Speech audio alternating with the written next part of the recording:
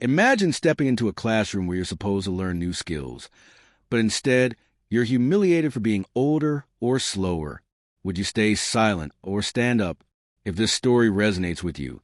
Don't forget to subscribe and leave a comment below telling us where you're tuning in from. We'd love to say thank you, whether it's New York, London, Sydney, or anywhere else around the globe. It was raining softly in Maplewood, a small town tucked away in Oregon. Marlena Stone stepped off the bus, her gray coat pulled tightly around her. She hadn't been here in nearly 20 years. This time, she wasn't arriving as the CEO of Lifeline Pathways Training Institute. No, today, she was just Mara Kane, a quiet woman in her early 60s looking for a fresh start, or so her file said. Her real reason for being there was hidden beneath layers of rain-soaked resolve. For the first time in decades, she whispered to herself, "I'm back in the classroom, and no one knows I'm the one signing their paychecks." She adjusted the strap of her canvas bag and walked toward the red brick building at the corner.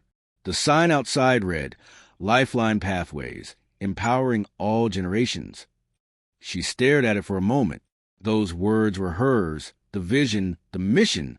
But now, she needed to know if they meant anything beyond the brochure. Inside, the room buzzed quietly with conversation. Metal folding chairs creaked under shifting weight. Whiteboards smudged with old ink lined the walls. A faint smell of coffee mingled with institutional carpet. Scattered throughout the space were older adults, each wearing that same hesitant look, like they weren't quite sure they belonged. Marlena slipped into a seat near the back. At exactly 9 a.m., the door slammed open. In strode Ethan Royce, tall, confident, and oozing arrogance. He glanced down at his tablet, without making eye contact. "Morning, folks," he said casually. "I've got 15 minutes to turn you into digital wizards. Miracles might be required." A few people chuckled nervously. Others looked down. Marlena watched him closely. Ethan was younger than she expected, sharper tongue too. His tone wasn't playful, it was dismissive, cutting like glass. As he clicked through slides, he remarked, "If you've never used email before, you're already behind. And if you can't copy and paste, well," he paused dramatically. "Let's just say retirement isn't such a bad idea." A woman in the front raised her hand to ask about browser tabs. Ethan blinked, exaggeratedly sighed, and replied, "Okay, imagine your brain is a filing cabinet. Now imagine it's full. That's what we're dealing with here." More laughter filled the room, though it felt forced. Marlena clenched her jaw. She didn't write anything down. She just observed. The day dragged on slowly. Exercises, role-playing, practice, all done with Ethan's impatient rhythm. Toward the end of class, he broke them into groups. Marlena found herself paired with Dennis, who struggled to remember steps while navigating basic customer service software. When Ethan wandered over, leaned in and chuckled, saying, "Maybe let her lead this one, Dennis, or at least try remember your own name before troubleshooting." It landed like a slap. Dennis laughed weakly, cheeks red. Marlena looked down at her screen. "Not yet, not yet." After class, people shuffled out quietly. Marlena stayed seated, watching the whiteboard as if it held answers, which it didn't. Pulling out a small leather-bound journal, she wrote one line. "There's something broken here. I came to assess a program, but it looks like I may need to tear down the entire system." Over the next few days, things only grew worse. Ethan mocked an older woman named Ruth during a group discussion when she suggested linking patient triage systems to the training mock-up. "Look," he snapped, rolling his eyes, "I teach tech, not battlefield medicine." The room froze.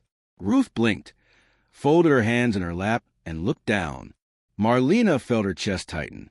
She knew that expression all too well. It was the same one she'd worn years ago, when someone dismissed her ideas in a boardroom. During lunch, Marlena sat with Ruth.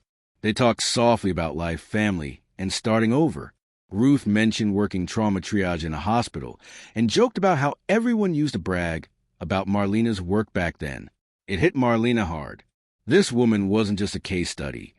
She was a mirror reflecting everything Marlena had once fought against. By Friday, tensions reached a boiling point.